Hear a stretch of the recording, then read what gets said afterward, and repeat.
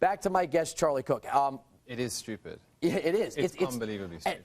When I first saw it, I thought this was on the level of a used car lot commercial. Right. And I thought it was a joke. And then when I heard people flipping out about it, I couldn't take it seriously. But Morsi.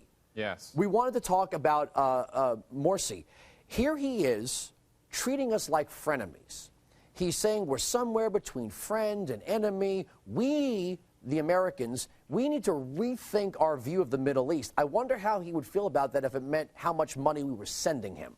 Sure, although the position that he put forward, the frenemies position, is actually the same as the president's. If you notice, the president would not, is Egypt an ally? He said, well, it's not really an ally. And is it a friend? Well, it's not really a friend. Well, what is it? Morsi... It's somebody who gets our money. Right. It worried me, actually, his speech. If you look, there was a lot in it. Firstly, it was a typical treatment of Israel. He said occupiers. He talked about the Palestinian plight. And more worrying, I think, than anything was, again, his treatment of free speech. He said, you know, we shouldn't be criticizing the Prophet Muhammad, which Obama also said. Well, you know, if someone wants to criticize the Prophet Muhammad in the United States or in the United Nations or wherever they damn well please, they should be able to do that.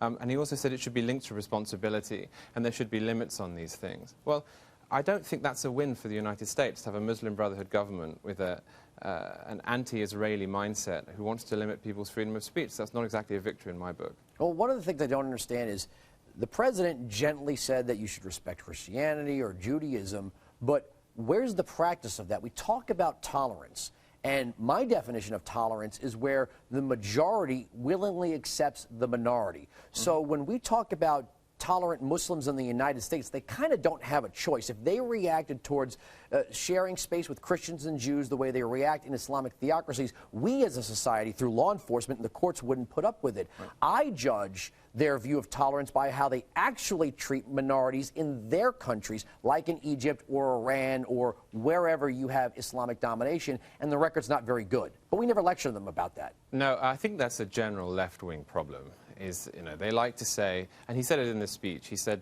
we need to look after the Prophet Muhammad and make sure that there's no insult, etc. And you guys need to do the same to Christians and Jews and so on. But who is it that is persecuting Muslims in the United States? Who is that? And who is it who's persecuting Christians and Jews? Well, there's tons of people. You have the Pakistani Christian, the only Christian cabinet minister in the Pakistani government was shot in broad daylight. Nothing was done about it. You have Churches are burning. Right, you have this Christian lady in Pakistan who is on death row now for having blasphemed. You know, Coptic Christians are languishing in prison.